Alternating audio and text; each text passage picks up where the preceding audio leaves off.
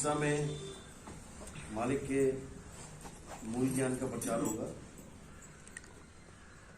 तो सत्संग शुरू करने से पहले परमात्मा के नाम पे जयकारा लगाएंगे। बोलिए परमपिता परमात्मा की जय, सतगुरु बंदी छोड़ कबीर साहिब की जय, सभी संतों की जय, सभी भक्तों की जय, आज के आनंद की जय, सकल हंस को बंदगी साहिब बंदगी। तो आज मालिक की अपार कृपा हुई है जो आपके इस शहर में ये मूल ज्ञान का प्रचार हो रहा है, क्योंकि बहुत बड़े भाग होते हैं उन जीवों के जो इस मूल ज्ञान को सारे जीवन में एक बार भी सुन पाते हैं। ये सुनने को ही नहीं मिलता। पहली बात तो सारी उम्रें निकल जाती हैं लोगों की, लेकिन ये ज्ञान सुनने में भी नहीं मिलता किसी को। अगर सुनने को भी मिल जाए तो समझ में नहीं आता, क्योंकि अटपटा ज्ञान है। कबीर ज्ञान अटपटा झटपट लखा ना जाए, और जो इसको झटपट लखे तो सब खटपट मिट जाए। लेकिन खटपट तो तब मिटे, पहले लखो तो सही इसको। तो बड़े बड़े धुरंधर आते हैं इस ज्ञान में, समझते हैं बूझते हैं, लेकिन फिर भी वो समझ नहीं पाते कि क्या बात क्या होगी यहाँ पे। आखिर कोशिश तो करते हैं समझने की। जो कोशिश करता है करता करता करता समझ जाता है, और जो कोशिश करना छोड़ देता है बीच में समझने की, वो फिर निकल जाता है। जिसको साहिब ने बोला कि शब्द हमारा तू शब्द का, सुन मत जा सरक, और जो चाहे निज रूप को तो शब्द ही ले परख। साहिब बंदगी। तो साहिब कह रहे हैं कि शब्द हमारा तू शब्द का, सुन मत जा सरक। कि जो मैं शब्द की बात बता रहा हूं, शब्द का भेद बता रहा हूं, ये भेद समझना बहुत मुश्किल है। लेकिन जैसे बच्चे करते हैं, कोई मुश्किल सवाल होता है तो उस सवाल को छोड़ के आगे बढ़ जाते हैं, सोचते हैं ये सवाल बहुत मुश्किल है, ये हम नहीं सॉल्व करेंगे। वो सवाल ही नासूर बन जाता है, वो सबसे मुश्किल बन जाता है। लेकिन अगर बच्चे, ये सब बेटा बाद में, लेकिन अगर सब बच्चे उस सवाल के पीछे हाथ धो के पड़ जाएं, बार बार सॉल्व करें, बार बार टीचर की गाइडलाइंस से, उसके सहयोग से, तो वही सवाल सबसे आसान हो जाता है। इसीलिए साहिब कहते हैं कि नहीं भी सत्संग समझ में आए हमारा, क्योंकि बहुत से लोग ऐसे हैं जो हमारा सत्संग सुनते हैं लेकिन उनको कुछ समझ में नहीं आता कि क्या बताया जा रहा है। क्योंकि कई भगत बताते हैं कि हम अपने रिश्तेदारों को, अपने मित्रों को आपके सत्संग भेजते तो हैं, लेकिन जब वो सुनते हैं तो कहते हैं हमें तो पता ही नहीं लगा ये बोल क्या रहे हैं। क्यों नहीं पता लग पाता उनको कि हम बोल क्या रहे हैं? क्योंकि उनका सिलेबस बिल्कुल अलग था जो वो पढ़ रहे थे। उनका सिलेबस क्या था? देवी देवताओं की पूजा करो, आरतियां करो, मंत्र जपो, ये करो वो करो, तीर्थों में जाओ। और हमारा सिलेबस बिल्कुल उलट है कि ऐसा कुछ मत करो। तो उनको समझ में ही नहीं आता फिर करना क्या है। तो ऐसे लोगों के लिए कबीर साहब ने बोला कि सुन मत जा सरक। तुम्हें भले समझ में नहीं आ रहा कि नितिन दास क्या समझा रहा है, लेकिन तुम सरक मत जाना, इसको सुनते रहो। एक नंबर से सत्संग सुनना शुरू करो, 1 2 3, मैंने नंबर डाल रखे ना, हर सत्संग में आपको नंबर मिल जाएगा। लाइव वालों को छोड़ के, जो लाइव सत्संग है उसके अलावा हमारे चैनल पे क्या है, कबीर सुनो भाई साधो, नितिन दास, ये जो चैनल है इस पे आपको हर नंबर से सत्संग मिल जाएगा। अब आपने क्या करना है, एक नंबर से सुनना शुरू करना है। 1 2 3 4 5 6 करते करते जब आप आगे बढ़ जाओगे, 50 52 तक आते आते 52 का डोरा टूट जाएगा आपका। आपको समझ में आ जाएगा कि मैं क्या करने आया था और मैं क्या करता जा रहा हूं। आपको ये सिलेबस समझ में आने लग जाएगा कि संतों ने, जितने महान महान संत हुए हैं, इन्होंने बताया क्या हमें और हम समझ क्या बैठे। और अब जितने भी अधूरे गुरु आते हैं, ये सब वाणियों को उल्टा पुल्टा अर्थ बता के अपने मनमती, अपने मन के अनुसार गलत साधनाएं करवा के जीवों को भरमा देते हैं, और उससे क्या होता है, जीव की दुर्गति हो जाती है। अंत समय में जीव की हालत खराब हो जाती है कि करें तो करें क्या, जाएं तो जाएं क्या, कहां। इसीलिए साहिब ने हर भेद को समझाते हुए ग्रंथों में कुछ गुप्त रहस्य छोड़ रखे थे कि उन रहस्यों को पर्दा ही पड़ा रहे तो अच्छा है। जब सही समय आएगा तो ये सारे पर्दे उठा दिए जाएंगे। इतने इतने गुप्त रहस्य ग्रंथों में कि उन वाणियों को पढ़कर भी कोई समझ नहीं सकता कि ये बोला क्यों गया है। लेकिन अब समय आ चुका है, अब हर उस गहरे रहस्य से पर्दा उठाया जा रहा है, और लाखों की जनता जो नहीं समझ सकते थे इस ज्ञान को, वो भी इसको समझ रहे हैं, क्योंकि इतनी आसान तरीके से समझा दिया गया है। उन इतनी मुश्किल वाणियों को इतना आसान करके समझा दिया गया है, और एक सही रास्ता बता दिया गया है, ताकि आपको सही रास्ता चुनने में बिल्कुल भी कठिनाई ना हो सकता। बस यही गुरु का काम होता है। गुरु का काम होता है कि आपको सही मार्ग दिखाए, चलना आपका काम होता है। और किसकी मेहर से चलते हो? उस दीन दयाल की मेहर से चलते हो, उस परमात्मा की दया से चलते हो। अगर परमात्मा ना चाहे तो आप एक कदम भी नहीं चल सकते। और चलने का तरीका क्या होता है? केवल और केवल विहंगम चाल। सारा खेल विहंगम चाल का है। जितने भी आपको गुरु मिल रहे हैं, ये आपको कोई ना कोई चाल देते हैं चलने के लिए। जैसे आप घर से यहां आए हो तो कोई साइकिल पे आया है जो पास में है, कोई मोटरसाइकिल पे आया है, कोई बस में आया है, कोई अपनी कार में आया है। हर जीव चल के आया है, ये साधन है चलने के। इसी प्रकार इस तीन लोक को छोड़ के जहां हमने जाना है, वहां भी हम चल के ही जाएंगे। लेकिन वो चाल क्या होगी, किस चाल से चल के जाएंगे, असली मुद्दा ये है। कोई आपको कहेगा नाम जपो, मंत्र जपो, मंत्रों को जपने से तुम सतलोक पहुंच जाओगे, परमात्मा के पास पहुंच जाओगे। बिल्कुल गलत चाल है। कोई कहेगा श्वासों का जपा जाप करो, श्वासों में सूरत को रखो, श्वासों में सूरत को रखोगे तो आप अपने लोक पहुंच जाओगे मालिक के पास। बिल्कुल गलत है, क्योंकि श्वासा वहां तक जा ही नहीं सकती, श्वास वहां तक पहुंच ही नहीं सकती। कोई आपको कहे कि अनंत नाद सुनो, 5 तत्वों की धुन सुनो कानों में उंगलियां डाल के, ये भी गलत है। ये भी आप यहीं रह जाओगे, क्योंकि पिंजड़े के अंदर की धुनें सुन रहे हो आप। इस काया के अंदर ये जो 5 धुनें चल रही हैं, इसी को आप सुन रहे हो। बिल्कुल गलत ज्ञान है। अब करना क्या है? अब अपनी चाल को समझो। असली चाल क्या है? असली चाल है विहंगम चाल। और विहंगम चाल का मतलब होता है जैसे इधर से तीर निकला और उधर निशाने पे लगा, बीच में कोई रुकावट नहीं होगी। यही उस चाल की पहचान है। अगर कोई ऐसा कहे कि विहंगम चाल यानी कि सार शब्द तक पहुंचने के लिए बीच में कोई पड़ाव आएगा, तो समझ जाना कि वो आपको बेवकूफ बना रहा है।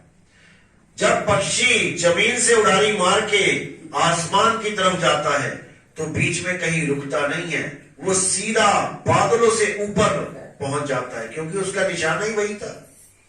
जब कोई रॉकेट धरती से मंगल ग्रह की तरफ जाता है तो सीधे निशाने पे जाता है। इसी प्रकार विहंगम चाल यानी सार शब्द तक पहुंचने के लिए अगर कोई गुरु ये कहता है कि बीच में पड़ाव पड़ेगा, कौन सा पड़ाव? कोई कहेगा त्रिकुटी पड़ेगी, कोई कहेगा नाक पड़ेगी, कोई कहेगा नाभि पड़ेगी, समझ जाना कि वो विहंगम चाल को जानता ही नहीं है, क्योंकि वो तुम्हारा ध्यान नाभि में लगवा देगा। उसको कहोगे गुरुजी कितने साल नाभि में लगवाना है? 5-5, 7-7, 10-10 साल तक वो आपको नाभि में ही ध्यान करवाता रह जाएगा। और इस बीच आपके प्राण निकल गए तो समझ जाओ कि आप 84 में चले गए। तो परमात्मा एक बार जरूर पूछेगा कि अरे मूर्ख इंसान, तुझे अच्छी तरह समझाया गया था वाणी में कि विहंगम चाल पक्षी की चाल होती है, जमीन से उड़ना, आसमान में पहुंच जाना, फिर भी तेरे पास विवेक की कमी कैसे हो गई? कैसे तूने इन लोगों पे विश्वास कर लिया? परमात्मा भी उन जीवों को धिक्कारेगा जो इतना भी नहीं समझ पाए आज 4-5 साल सत्संग सुनते सुनते कि विहंगम चाल होती क्या है। और अगर इन गुरुओं से आप पूछोगे कि भाई आपने पढ़ाओ तो बता दिया कि नाभि पढ़ाओ है या त्रिपुटी पढ़ाओ है, तुम विहंगम चाल का मतलब तो बता दो, ये मतलब भी नहीं बता पाएंगे आपको, क्योंकि इन्हीं का ज्ञान फेल हो जाएगा। मतलब यानी डेफिनेशन विहंगम चाल की यही होती है, जैसे पक्षी जहां पर भी बैठा है वहां से आसमान की तरफ देखता है और सीधे उड़ारी मारता है, बीच में कोई स्टॉप नहीं है। अगर स्टॉप है, स्टॉप पढ़ रहे हैं, कोई रुकावट पड़ रही है, पड़ाव पड़ रहा है, इसका मतलब अभी आपको वो गुरु मिला ही नहीं जो आपको अचल अवस्था तक विहंगम चाल से पहुंचा दे। गरीबदास जी कहते हैं सतगुरु के लक्षण कहूं अचल विहंगम चाल, यानी तुम्हारी अचल आत्मा तक सीधे विहंगम चाल से सूरत को लगवाने वाला गुरु अगर मिल गया तो समझ जाओ कल्याण हो गया। अगर ऐसा गुरु नहीं मिला तो समझ जाओ तुम्हारा आना जाना व्यर्थ हो गया, ये मनुष्य चूल्हा बर्बाद हो गया। लेकिन इन लोगों को कोई फर्क नहीं पड़ता कि किसी का मनुष्य चूल्हा बर्बाद हो रहा है कि नहीं हो रहा है। इनको तो अपनी झूठी गुरुवाई, झूठे मान अहंकार से ही फुर्सत नहीं मिलती। इनको गलत भी सिद्ध कर दोगे तब भी ये बदलने को तैयार नहीं है। ये ऐसे जटिल बुद्धि इंसान है, इस दुनिया में आ गए और गुरु बन के बैठे हैं। तो हमारा किसी गुरु से झगड़ा नहीं है, हमारा ज्ञान और अज्ञान से झगड़ा है। हम कहते हैं कि अगर सारे गुरु परमात्मा की बात कर रहे हैं तो आओ एक मंच पे बैठो, सारे एक मंच पे दूध का दूध पानी का पानी करते हैं। कबीर साहब ने कभी नहीं कहा कि 1000 प्रकार के गुरु होते हैं। कबीर साहब ने कहा एक गुरु होता है और वही सिर का मोर होता है, उसी को पहचानना है आपने। अगर उस एक गुरु का सारे ज्ञान अपना लें तो सारे परमात्मा तक पहुंच जाएंगे। कबीर साहब ने ऐसा कभी नहीं कहा कि हजारों गुरु हजारों परमात्मा तक पहुंचा देंगे, यानी इस दुनिया में जितने गुरु हैं वो सब परमात्मा तक पहुंचा देंगे, ऐसा कभी नहीं कहा। तो ऐसा कैसे कह सकते हैं कि सारे गुरु बड़े गोविंद से? क्योंकि हर गुरु अपने ऊपर वाणियां लगाता है कबीर साहब की। देखो कबीर साहब कह रहे हैं गुरु बड़े गोविंद से, मन में देख विचार हरि सुमिरे सो वार है, गुरु सुमिरे सो पार। हर गुरु ये वाणी बोलता है। तो क्या हर गुरु के लिए साहिब ने बोला है कि सारे गुरु गोविंद से बड़े हैं? फिर तो मंत्र देने वाला भी बड़ा हो गया, तंत्र वाला भी बड़ा हो गया, अजपा जाप वाला भी बड़ा हो गया, फिर महिमा कहां रही सदगुरु की? साहिब ने बोला गुरु मेरे सभी बड़े, अपनी अपनी ठौर और शब्द विवेकी पारखी, सो माथे का मौन। कर दिया ने बेटा। उन्होंने कहा ठीक है तुमने गुरु बना लिया, कोई बात नहीं, अच्छी बात है, कोई गलत काम नहीं किया, लेकिन तुमने जो गुरु बनाया है तुम उसको जानते हो वो कहां तक पहुंचा रहा है? अगर तुम्हें पता है वो कहां तक पहुंचा रहा है फिर तो बात ठीक है, लेकिन तुम सारे गुरुओं को, हर आदमी अपने गुरु को गोविंद से बड़ा बना के बैठा है। हैरानी तो तब होती है। साहिब ने उस गुरु की बात करी है जो सिर का मोर है, और वो कौन है? जो आपको विहंगम चाल देता है, जो कबीर साहब की अपनी निजी चाल देता है। कबीर साहब की ऐसी कोई चाल नहीं है कि पहले नाभि पे ध्यान लगाओगे तब सार शब्द मिलेगा, या पहले त्रिकुटी पे ध्यान लगाओगे तब सार शब्द मिलेगा। ऐसा कोई खेल नहीं है साहिब का। साहिब तो कहते हैं शब्द विहंगम चाल हमारी, और कहे कबीर सतगुर दई तारी, विहंगम चाल ही चाबी है, और चाबी नहीं होगी तो ताला खुलेगा नहीं। शब्द विहंगम चाल हमारी, कहे कबीर सतगुर दई तारी, खुले कपाट शब्द झनकारी। वो दरवाजा खुलेगा, वज्र कपाट खुलेगा, और पिंड अंड के पार सो देश हमारा है, कर नैनो दीदार महल में प्यारा है। लेकिन इन अज्ञानी गुरुआ लोगों को ये बाणियां समझ में नहीं आती, और केवल काया का ही ज्ञान लेके बैठे हैं। ये नाभि भी काया का ही एक हिस्सा है, नाभि पे ध्यान नहीं लगाना है। श्वासा काया का हिस्सा है, श्वासों पे ध्यान नहीं लगाना है। त्रिकुटी नाक काया का हिस्सा है, इस पे ध्यान नहीं लगाना है। ब्रह्मरंध्र भी काया का हिस्सा है, ब्रह्मरंध्र में ध्यान नहीं लगाना है। ध्यान कहां करना है? शब्द का ध्यान करना है। देह से परे जो शब्द पुरुष है, शब्द विदेही है, उसका ध्यान करना है, उसकी साधना करनी है। संतो शब्द साधना कीजिए, और जौन शब्द से राम प्रकट भये, सोई शब्द कह लीजिए। संतो शब्द साधना कीजिए। अब शब्द क्या है, इसी को समझना है। कोई कहता है ये 52 अक्षरी शब्द ही शब्द है, इनका जाप करना है, और जप रहे हैं ज्योत निरंजन ओंकार आरंकार सोहम सतनाम। कोई जप रहा है ओम कलियम हरियम शरियम सोहम, कोई जप रहा है सतपुरुष काल मूर्त शब्द स्वरूप राम। कोई ना कोई कुछ ना कुछ जप ही रहा है। ये कहां से आए ये शब्द? ये अक्षरों से मिल मिल के बने हैं ये शब्द। एक ऐसा समय था जब आदमी को बोलना लिखना पढ़ना भी नहीं आता था, वो अनपढ़ भी था और आदि मानव भी था।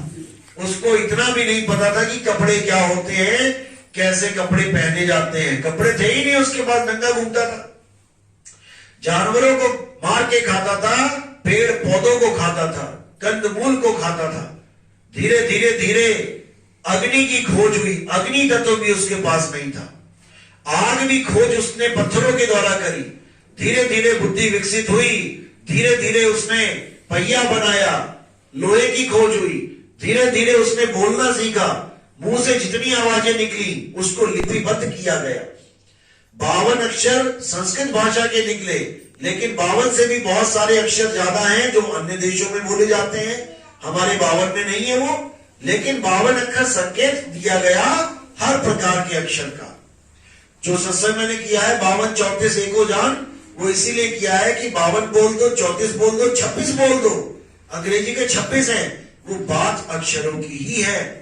अन्य देशों में बहुत सारे अक्षर मिल जाते हैं, 52 से भी ज्यादा मिल सकते हैं।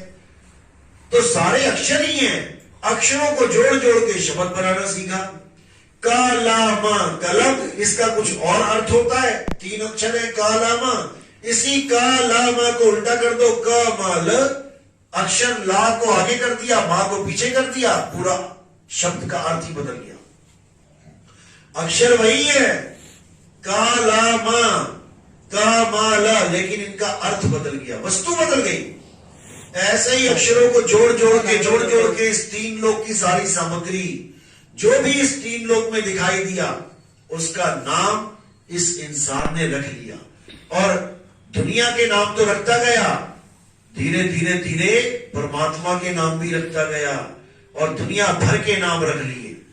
अब परमात्मा को तो कभी देखा नहीं, कभी जाना नहीं, तो इन्हीं नामों को बड़ा छोटा करके लड़ना लगा कि हमारा राम बड़ा, हमारा वाहिगुरु छोटा, हमारा अल्लाह बड़ा, हमारा गॉड छोटा। इसी में झगड़ा करने लगे, लेकिन वो अल्लाह वाहिगुरु गॉड को समझ ही नहीं पाए। तो इन्हीं अक्षरों के द्वारा शब्द बनाए गए, लेकिन कबीर साहब के ये शब्द नहीं है।